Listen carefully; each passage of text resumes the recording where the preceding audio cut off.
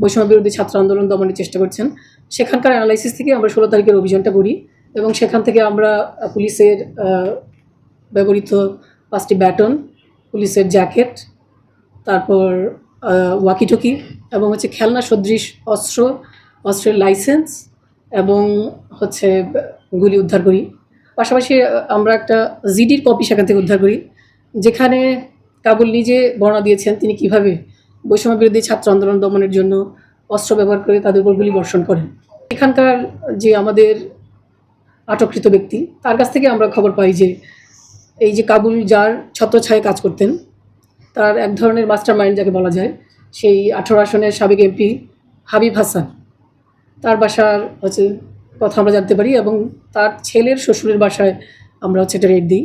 আমরা জানতে পারি যে ওখানেই তার ব্যবহৃত বিভিন্ন জিনিসপত্র লুকায়িত ছিল এবং সেই বাসায় রেড দিয়ে আমরা এই জিনিসগুলি উদ্ধার করি এবং আমরা এই সংক্রান্ত মামলা দায়ের করি এবং আমরা তদন্তের ধারা অব্যাহত রেখেছি। আমাদের আশা যে আমরা খুব শীঘ্রই এ সংক্রান্ত আরও আসামিকে আমরা অ্যারেস্ট করতে পারবো এবং এ ধরনের ইকুইপমেন্ট যেগুলো ব্যবহার করে তারা পুলিশের বেশে বৈষম্য বিরোধী ছাত্র আন্দোলনকারী জনতাদেরকে দমন করার চেষ্টা করেছে, সেগুলো উদ্ধার করতে পারবো। আপনাদেরও জানার কথা, হাবিব হাসান বিভিন্ন সময় অস্ত্র প্রদর্শন করেছেন। তার কাছে একাধিক লাইসেন্স কিন্তু অস্ত্র আছে এবং আমরা ধারণা করছি লাইসেন্সের বাইরেও তার কাছে অস্ত্র রয়েছে এবং তিনি দেশ ছেড়ে পালিয়েছেন, সেটা জানেন। আমরা সেই অস্ত্রগুলো উদ্ধারের চেষ্টা করছি। এগুলো আসলে কোথা থেকে সংগ্রহ করছেন বলা কঠিন, আমরা এটা তদন্তে আনার চেষ্টা করছি যে কোথা থেকে এগুলো পাওয়া গিয়েছে। আপনারা ইতিমধ্যে জানবেন যে আমরা উত্তরার যে কিশোর গ্যাংগুলো রয়েছে সেই কিশোর গ্যাংয়ের তালিকা আমরা সংগ্রহ করেছি। সেটা আমরা হাইকমান্ডের কাছ থেকে পেয়েছি, আমরা লোকালি সেগুলো সংগ্রহ করেছি এবং এই যে কিশোর গ্যাং, সেই কিশোর গ্যাংরা তো আসলে এই ধরনের হাবিব হাসানের মতো লোকের ছত্রছায়ী ছিল। তারা বর্তমানে আগের মতো স্ট্রং অবস্থায় না থাকলেও তারা নানাভাবে কারো না কারো ছত্রছায়ায় কাজ করার চেষ্টা করছে। আমাদের এলাকায় এই ধরনের অভিযান অব্যাহত আছে এবং আপনারা জানেন যে কিশোর গ্যাং বা এই ধরনের যারা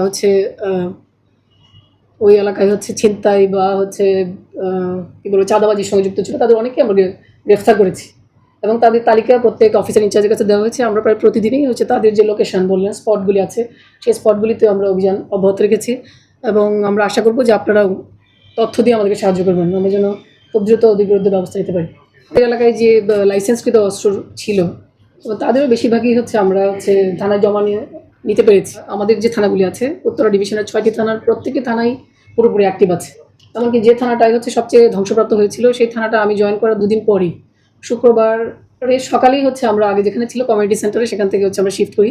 কারণ সাধারণ মানুষ থানার কর্মকাণ্ড যে আসলে প্রচলিত আছে আগের মতো সেটা বুঝতে পারছিলেন না। এই কারণে আমরা শুক্রবার সকালবেলায় কোনো কিছু ছিল না, আমাদের ডিসি অফিস থেকে একটা টেবিল এবং চেয়ার নিয়ে আমরা সেই থানার কাজটা শুরু করি এবং আমার থানা এলাকায় প্রত্যেকটা থানা এলাকায় কার্যক্রম স্বাভাবিক আছে এবং আমরা গত কদিন আগে স্বরাষ্ট্র উপদেষ্টা মহোদয় এবং আইজিপি মহোদয় স্যারের সঙ্গে আমাদের কমিশনার স্যারের ব্রিফিং ছিল। সেখানে ওনারা অনুরোধ করেছিলেন আমরা যেন, স্যাররা নির্দেশনা দিয়েছিলেন আমরা যেন পেট্রোল সংখ্যাটা বাড়াই, যেহেতু পুলিশের ভিজিবিলিটি নিয়ে জনমনে এখনও প্রশ্ন রয়েছে।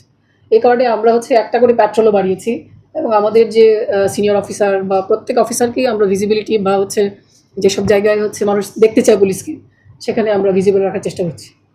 হাবিব হাসানের ছেলে, তার নামেও কিন্তু মামলা আছে, আপনারা জানেন। আমাদের উত্তরায় বৈষম্য বিরোধী ছাত্র আন্দোলনকে কেন্দ্র করে মোট 37টা মামলা হয়েছে আজ পর্যন্ত।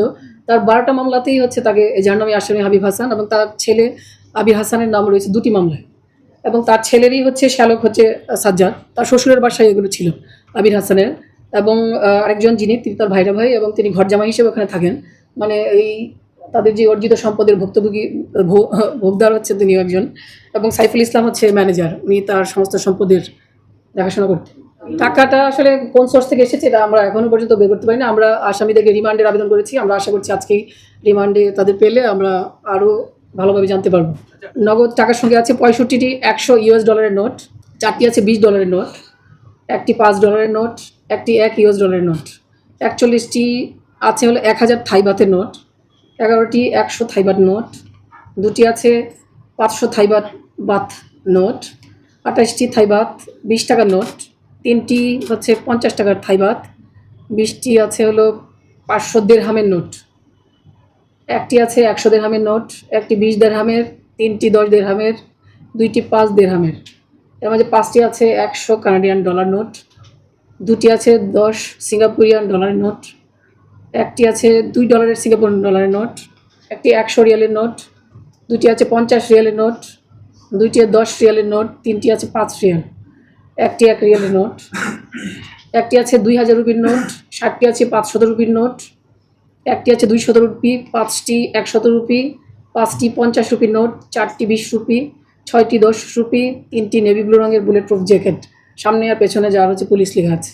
এবং যে প্রাইভেট কার দুটো আমরা জব্দ করেছি সেটি হাবিব হাসানের রেজিস্ট্রেশন করা। না, এই বিষয়টা তো বলাই হয়েছে যে আমরা যখন হচ্ছে এভিডেন্সগুলি দেখছিলাম ডিজিটাল এভিডেন্স কালেকশনে, তখন তো এই বিষয়টাই আমরা মাথায় রেখেছিলাম। প্রাথমিক ধারণা দুটোই সম্ভাবনা রয়েছে আসলে তাদেরও এগুলো সংগ্রহ করার সুযোগ রয়েছে তারা অবৈধভাবে, আবার হচ্ছে যে এটাও আপনারা জানেন যে ধারণা করা হচ্ছে যে আমাদেরও কেউ তাদেরকে হচ্ছে ব্যবহার করেছে, তাদেরকে সহযোগিতা করেছে।